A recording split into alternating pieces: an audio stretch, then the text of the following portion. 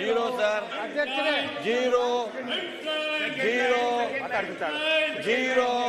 ಸನ್ಮಾನ್ಯ ಅಧ್ಯಕ್ಷರೇ,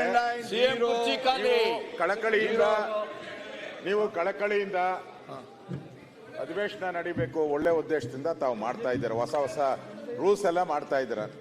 ಆದರೆ ನಿಮಗೆ ಸ್ಪಂದನೆ ಮಾಡುವಂಥ ಜನ ಯಾರು ರೂಲಿಂಗ್ ಪಾರ್ಟಿ, ಅವರು ಅಧಿವೇಶನ ನಡೆಸಬೇಕಾದ್ರೆ ಫಸ್ಟು ಅವರು ಸರಿಯಾಗಿ ನಡ್ಕೊಬೇಕು, ಮಾಡಲ್ಲಾಗಬೇಕು. ಆಡಳಿತ ಪಕ್ಷ ಮಾಡಲ್ಲಾಗಬೇಕು.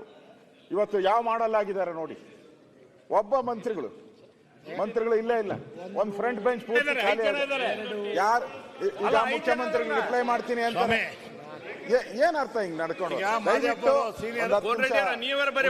10 ಗಂಟೆಗೆ ಹೇಳಿದ್ರೆ ನಾವು 9:15ಗೆ ಬಂದು ಕೂತಿದ್ದೀರಿ ನಾವೆಲ್ಲ.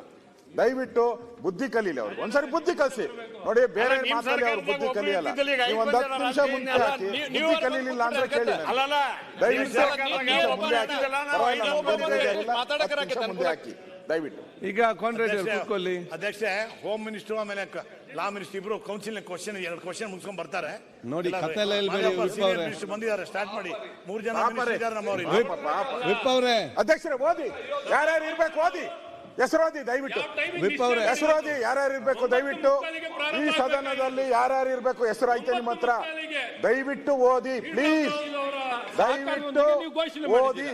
ನೋಡ್ರಿ ಸಭಾಧ್ಯಕ್ಷ, ವಿಧಾನ ಪರಿಷತ್ ಬಿಟ್ಬಿಡಿ. ಈಗ ವಿಪ್ ಅವರೇ, ಇಲ್ಲಿ ಒಂದು ಕಥೆ ಹೇಳಿದ್ರೆ ಆಗುದಿಲ್ಲ. ಇಲ್ಲಿ ಬರುವವರು ಬರಬೇಕು ಇದರಲ್ಲಿ.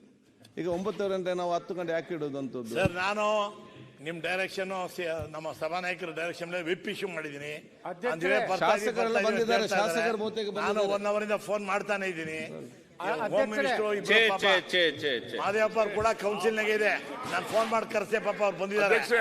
ನಮ್ಮ ರಾಜಣ್ಣ ಇದ್ದಾರೆ, ಕೋಆಪರೇಷನ್ ಮಿನಿಸ್ಟರ್ ಇದ್ದಾರೆ, ಮಧು ಬಂಗಾರಪ್ಪ, ಸಾಕ್ ಸುಧಾಕರ್, 4 ಜನ ಮಿನಿಸ್ಟರ್ ಇದ್ದಾರೆ. ಒಂದೇ ದಾರಿ, ರಾಜೀನಾಮೆ ಕೊಟ್ಬಿಡು.